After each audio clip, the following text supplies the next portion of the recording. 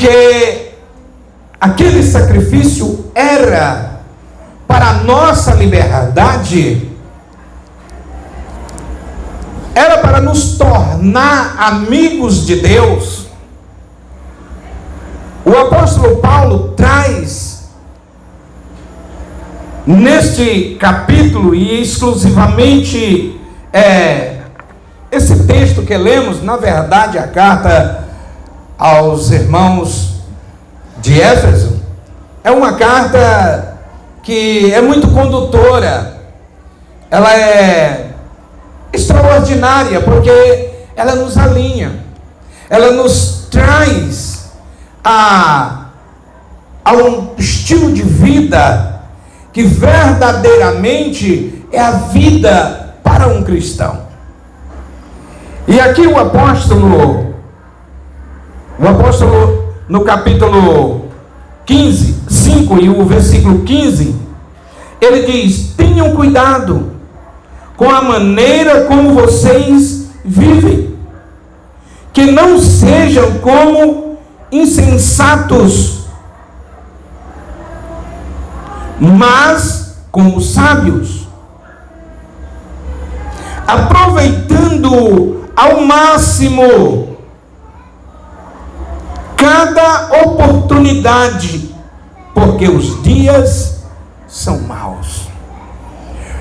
O apóstolo, nesta preocupação para com a igreja, para que não corresse o risco de apenas sermos uns congregados, mas sermos pessoas que, de maneira e de uma convicção do profundo da sua alma, por conta da intimidade com o Senhor, a certeza dada pelo Espírito Santo, que se o Senhor voltasse hoje, ou voltar hoje, temos a certeza de que subiremos com Ele. Ou se o Senhor nos chamar através da morte, nós temos a certeza de que no dia do arrebatamento iremos ressuscitar com Ele. E para que também nos dê maior ênfase a uma pregação, não apenas de fala, mas de vida. Porque comer do pão e beber do vinho de forma ilícita é muito perigoso.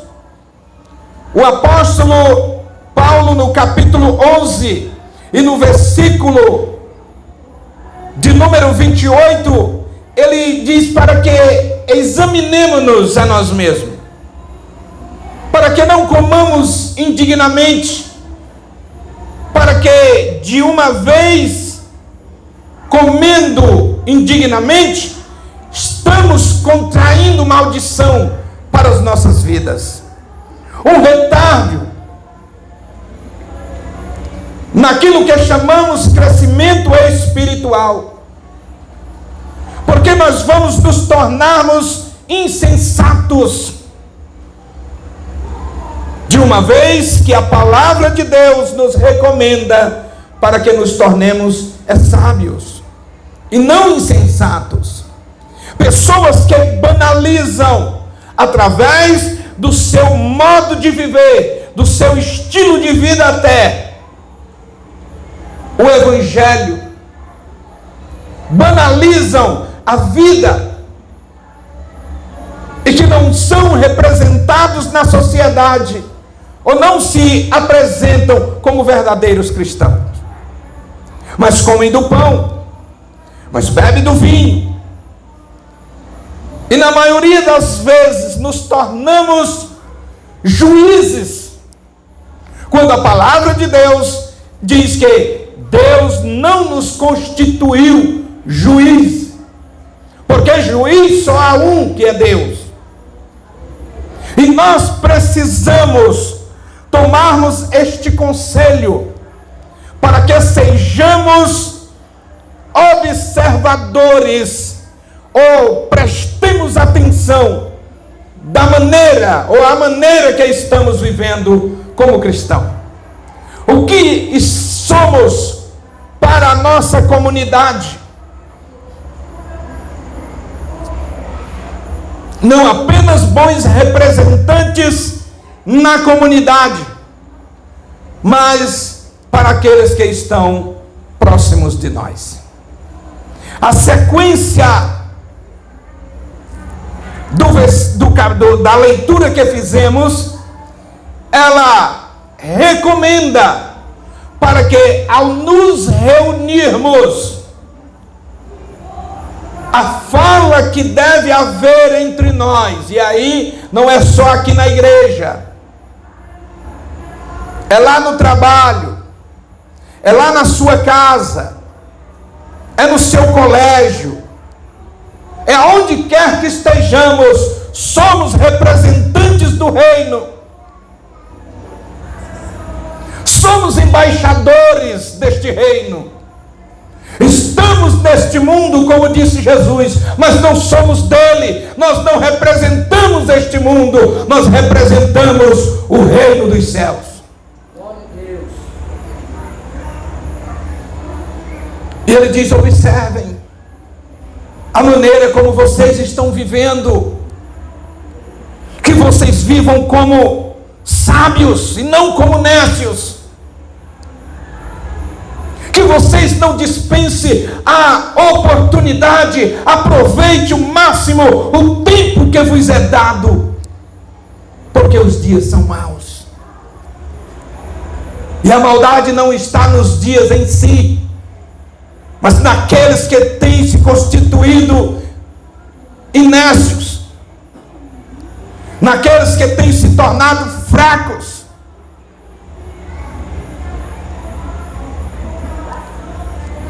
e absorvido os conselhos do mundo, tornado-se até amigos do mundo, quando a palavra nos recomenda para que não nos tornemos amigos do mundo, porque aqueles que se constituem amigos do mundo, eles se constituem inimigos de Deus.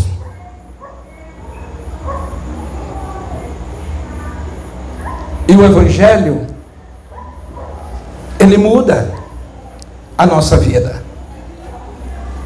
ele forja o nosso caráter, mas é preciso ter caráter para que haja aperfeiçoamento nele. O Evangelho nos torna diferente, nos faz sermos pessoas desejadas. No nosso trabalho, no dia que você não vai no seu trabalho, as pessoas ficam: nossa, cadê fulano? O clima aqui não é outro, não é o mesmo, o negócio está diferente, está faltando fulano, porque nele há o brilho de Deus, há a confiabilidade das pessoas para com você. É diferente. O Evangelho nos torna pessoas melhores, e nós passamos a viver o reino, a viver aquela proposta de Cristo, quando ele disse que aqui nós teríamos 100 vezes mais, e por fim a vida eterna. Esses 100 vezes mais, o Senhor não está falando de questão financeira, porque essas bênçãos elas nos seguirão, se você ser fiel ao Senhor, em tudo você dar o bom testemunho, essas bênçãos vão te seguir.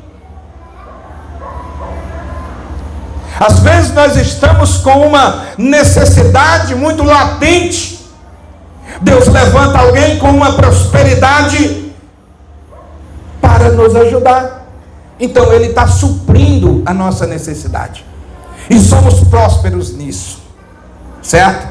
Somos prósperos. Então, o que a palavra de Deus recomenda é que nas nossas reuniões, sejam elas coletivas desta natureza, ou apenas numa visita que fazemos a alguém, ou num encontro que temos até mesmo dentro do ônibus. Você já pegou o ônibus e olhou o irmão lá do teu lado, você até identificou ele. Ah, fulano é crente, ou alguém te identificou como cristão, e aí vocês começam a conversar, e a conversa não é de outro assunto a não ser do reino de Deus. Porque o que eu tenho visto ultimamente, a maioria das conversas tem sido sobre igreja, não sobre o reino de Deus. E nessas conversas como igreja, a maioria delas tem desagradado ao Espírito Santo, tem desagradado a Deus, porque não são conversas agradáveis. Porque se formos olharmos para a igreja, a gente só vai conseguir ver os problemas. Por mais que tenha pessoas maravilhosas ali, mas mesmo essas pessoas maravilhosas têm problemas que, meu Deus do céu, às vezes ela é chata numa coisa, ela é insuportável em outra, sabe? E a gente sempre não tem o cuidado, como Paulo está dizendo, cuidado, observe a maneira da vida, como vocês estão vivendo, como é o falatório de vocês. A fala de vocês, ela deve ser construtiva para aqueles que estão ouvindo vocês.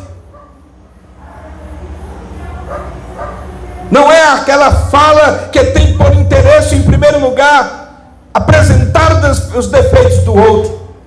Saiba de uma coisa, que os meus defeitos, os seus defeitos, eles são menores do que o nosso Deus. Não é nem de comparar. Então, se há um maior sobre nós, não são esses defeitos que vão nos dominar. Não são os meus defeitos que vão lhe entristecer. Porque há um defeito, mas há um maior que está também sobre mim, e você deve olhar para este maior, porque é este maior que domina. Se hoje eu não sou a pessoa que você gostaria que eu fosse, se você não é a pessoa que o fulano, a fulana, alguém, a igreja, até de um modo geral, gostaria que você fosse,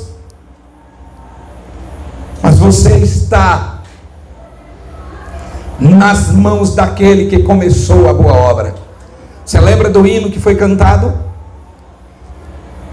Ele é poderoso para concluir. Então nós não devemos criticar uma obra inacabada. O que começou a boa obra é poderoso para terminar ela e fazer perfeito. Aí ele diz assim: em tudo vocês devem dar graças a Deus, Pai de nosso Senhor e Salvador Jesus Cristo. Em tudo vocês devem observar a qual é a boa vontade do Senhor. Esse texto que lemos diz isso. Ô irmão, é uma situação desagradável? Não vai buscar o profundo do desagradável, porque você vai adoecer mais. Procura a vontade de Deus nisso, porque a vontade de Deus, às vezes em uma falha minha para com você, é para que você seja o meu conselheiro, para que você seja o meu tutor neste momento. E aquilo que eu sempre digo: me odeie, mas não me despreze. Porque mesmo amando, se você me desprezar, não vai ser bom para mim, não vai ser bom para você, não vai ser bom para ninguém. Mas só odiando até, mas se aproximar de mim, você vai me ajudar, você vai denunciar algo que não é perfeito em mim. E aí nós vamos em busca desta perfeição. E dia após dia, nós vamos estar andando de vitória em vitória, de glória em glória, Porque essa é a proposta do Evangelho. Que nas vossas reuniões vocês estejam externando salmos, hinos de louvores a Deus, hinos e cânticos espirituais. Também não é aquela coisa que não tem sentido, que tu começa a ouvir um hino, que eu não chamo de hino, alguns é música mesmo, que tu fica naquela, rapaz, será que é evangélico? Será que é gospel? Agora é gospel, né? Será que é gospel? Aí lá no meio da fala, o indivíduo é porque Jesus... Ah, é gospel. Às vezes só fala uma vez. São hinos, cânticos espirituais. Hinos que geram em você espiritualidade, que te conduz a presença de Deus, ou que traga a presença de Deus para a sua vida.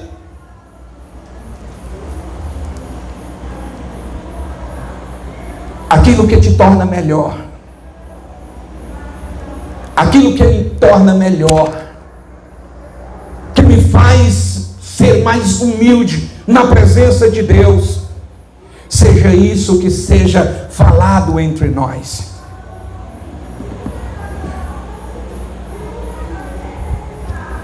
Há um texto que diz que quanto maior o pecado, maior o perdão. Então, se há uma imperfeição em mim, maior há a disposição do perdão de Deus para a minha vida. Sabe por quê? Pelo fato dele nos amar. Ele nos amou de tal maneira que deu o seu Filho. E por isso nós não devemos andar e nem viver de qualquer maneira.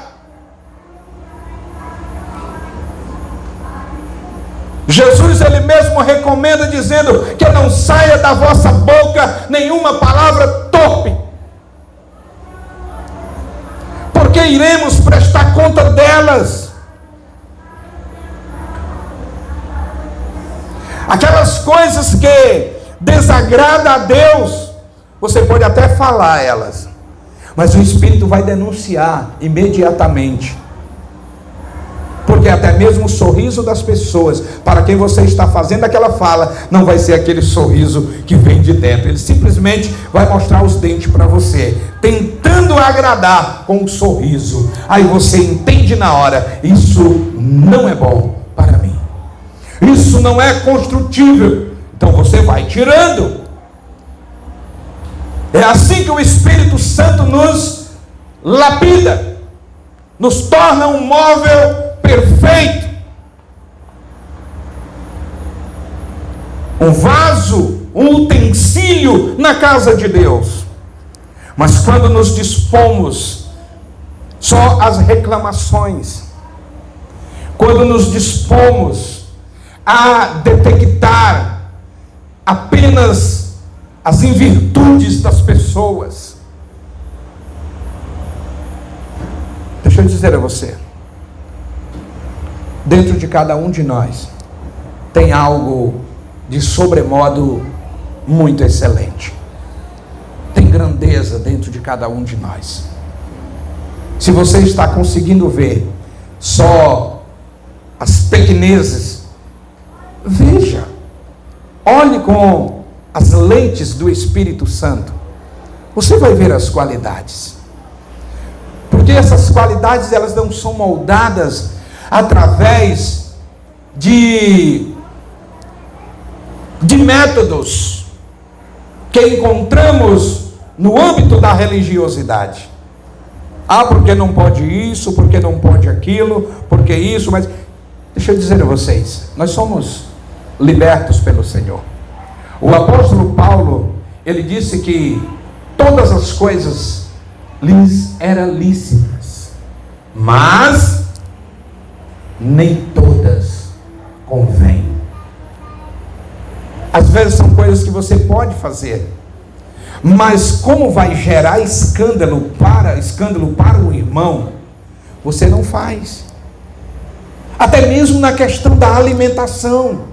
Paulo diz isso. Olha, se comer carne vai escandalizar o teu irmão, não come, irmão. Não come.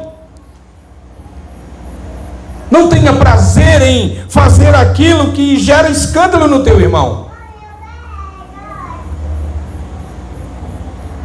E uma das coisas que mais gera escândalo nas pessoas é nós queremos nos apresentarmos mais santos do que eles. Na verdade, não sou eu que me santifico, é o que está em mim. E de uma vez aquele que está em mim me santificando, é isso que devemos ver nos outros, a possibilidade, porque nós estamos caminhando. E uma coisa interessante é que ele diz que quando vocês se reunirem, a fala de vocês seja diferente. Vocês não devem estar discutindo a cena da próxima cena da novela. Porque tem gente que às vezes de manhãzinha, né? Sim, aquele encontro de pessoas. Aí eles começam a falar, rapaz, a novela de ontem, meu Deus do céu, fulano fez isso, fulano traiu não sei quem, fulano... Isso que eles falam. E o que mais eles se preocupam é fazer as suas gravações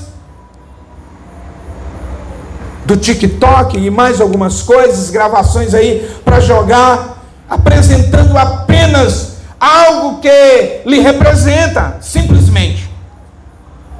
Simplesmente. E às vezes a gente se prende a isso.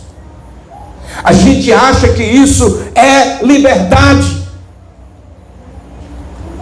Olha tudo e todos que está na internet. Tantas coisas de caráter vergonhoso. E as pessoas se prendem mais nisso, porque isso lhe agrada. Isso lhe agrada. Mas deixa eu dizer, o apóstolo diz aqui, no versículo 18, ele diz, não se embriaguem com vinho, porque nele há contenda. Se embriagar com estas coisas que não gera espiritualidade, isso traz a você um esfriamento espiritual. Jesus pode voltar e você ficar. Você pode participar de 2 emblemas sagrados como esse, mas não para o seu elevo espiritual, mas para a sua morte. Mas parece que está tudo bem. Não. A palavra nos adverte para que prestemos a atenção da maneira que estamos vivendo, o que estamos falando, nos nossos encontros com pessoas, com amigos e assim sucessivamente, o que está acontecendo nas nossas falas, o que está sendo discutido naquele momento, o que é que está?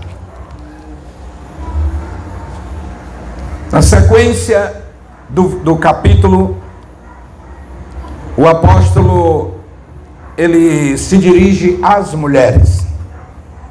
Logo após, ele se dirige aos maridos para com as mulheres.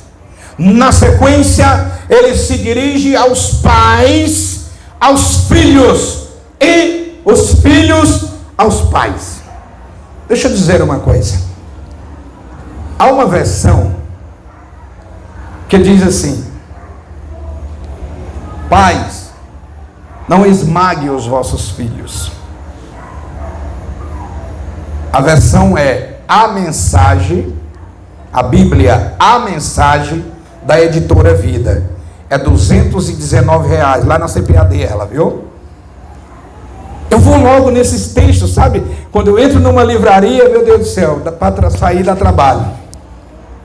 E às vezes só olho um livro, só olho uma Bíblia,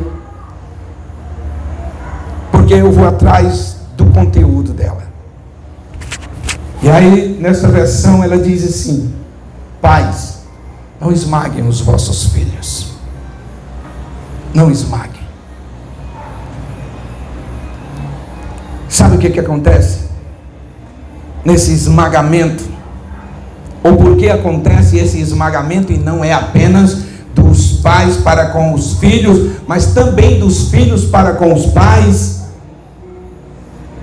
do esposo para com a esposa, da esposa para com o esposo, do vizinho para com... Há um esmagamento, e o maior esmagamento é o desprezo, é você olhar desprezando, é você olhar diminuindo aquela pessoa. Há dentro dele uma capacidade, porque o Deus que está em você é sobre ele também.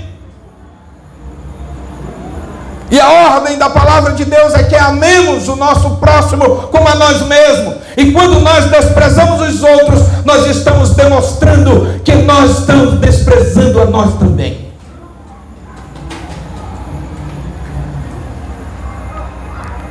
Quantos e quantos filhos têm sido esmagados pelos pais? Esses dias eu conversava com uma irmã, e esta irmã, ela declarou mesmo, dizendo que era uma profissional, mas na verdade ela queria uma outra profissão. Mas os pais dela empurraram ela para aquilo, porque não tinha ninguém na família com esta graduação. E ela estava trabalhando, estava sobrevivendo com o salário dela, mas não era aquilo que ela queria. Eu já falei por algumas vezes aqui. Às vezes, nós temos um péssimo médico, quando na verdade, esse péssimo médico dava o melhor mecânico da cidade. Era referência para todo mundo. O cara vinha de tão longe, o carro dava problema, e disse: rapaz, onde é que tem um mecânico bom? Ah, tal lugar, fulano de tal, é o melhor mecânico aqui da cidade. Porque era isso que ele queria. Mas ele se tornou o pior médico, porque a família... Não, você vai ter que ser médico, porque não tem um médico na família, é você. Aí como não era isso que estava dentro dele, quem se revelou? Um péssimo médico. Queridos, como está o nosso padrão de vida, de relação com o cônjuge, com os filhos? Nós estamos esmagando, ou nós estamos dando asas para eles voar? Nós estamos com o entendimento de evangelho, nós estamos fazendo gaiolas para as pessoas, ou nós estamos dando liberdade a elas? Às vezes a gente faz uma melhora no viveiro, não é? Faz só uma melhora no viveiro. Não é uma gaiola, é um viveiro, mas não deixa de ser uma prisão. Não busque nas pessoas apenas os resultados. Dê a ela uma segunda chance. Dê a ela este segundo olhar. Lembra de Pedro? Pedro negou Jesus. E de repente, Pedro olha para o lado. Quem estava olhando para ele? Mas com um olhar diferente, irmãos. Foi um olhar condenatório. Foi um olhar revestido da mais alta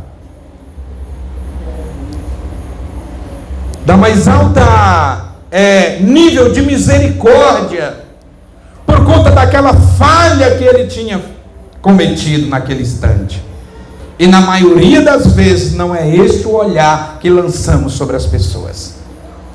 Quando eles nos desprezam, quando eles nos não nos compreende, porque o que mais a gente quer é que todo mundo nos compreenda. Compreender alguém, isso fica para depois. Agora, eu ser compreendido tem que ser. Pedro, quando vira o rosto, Jesus está olhando para ele. Mas foi um olhar diferente, que gerou arrependimento nele. A Bíblia diz que ele chorou amargamente. Jesus não olhou com um olhar de desprezo, mas com aquele olhar que Pedro entendeu, aquele olhar que falou ao entendimento de Pedro: ele te perdoa, eu não te condeno por isso. Lembra da mulher, quando não viu mais nenhum dos seus acusadores à sua volta, enquanto ela estava esperando pedradas? Às vezes isso está dentro de nós, mesmo a gente fazendo tudo certinho, mas quando a gente chega, que alguém olha para a gente e já está, o que é que está pensando de mim? Não. Primeiro, você deve valorizar-se. O que estão pensando de mim? Não sei, só sei que estou fazendo a coisa certa. A mulher olha e diz assim, ou seja, Jesus levanta e olha para ela e diz: cadê teus acusadores? Deixa eu dizer uma coisa. Quando nós nos posicionamos em lugares ou em uma posição inadequada ao estilo de vida do Evangelho, nós só estamos contraindo coisas, só vamos contrair coisas ruins para nós. É isso. Você quer um exemplo?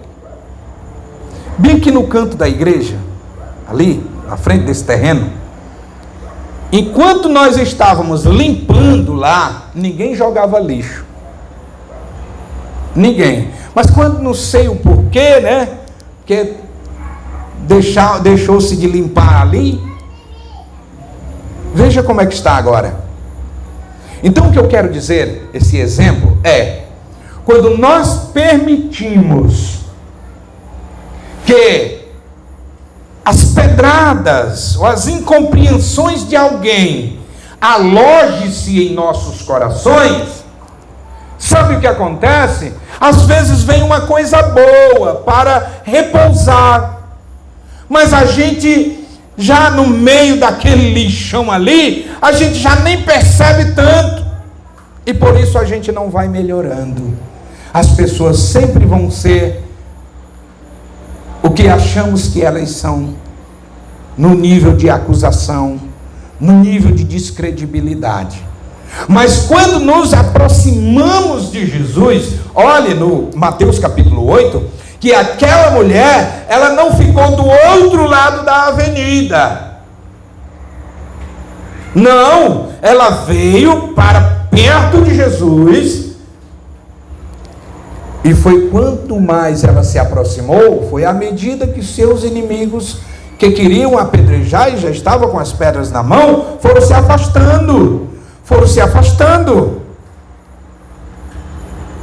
A coisa está difícil, está sendo incompreendido pelas pessoas, às vezes pelo pai, pelo filho, pela mãe, pelo marido ou pela esposa, está sendo incompreendido. Te envolve com Jesus, te envolve, porque aquilo que você chama de perseguição vinda das pessoas vai se tornar em liberdade para você, porque elas vão abrir mão disso. E aquele que você mais se aproxima, ele vai te dizer: vai e não peques mais, você está livre, tá? Você está livre. Então, irmãos, que a nossa perspectiva de vida futura, ela seja projetada agora no presente. Não espere fulano melhorar para você melhorar. Melhore, porque talvez a melhora dele depende da sua. Que deixemos as nossas mentes serem levadas cativas a Cristo.